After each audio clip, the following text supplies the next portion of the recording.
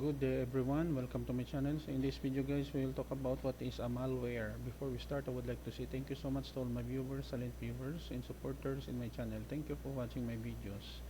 If you're new with my channel and then you like this video, please hit the like button. Don't forget to share and please support my channel guys if you're new by clicking the subscribe button. So let's begin. What is a malware? Malware, short for malicious software, refers to any instructive software developed by cybercriminals, often called hackers, to steal data and damage or destroy computers and computer systems.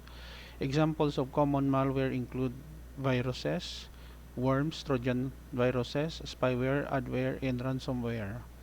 Okay guys, so this is the end of my video on what is a malware is all about. Thank you so much for listening and watching my videos.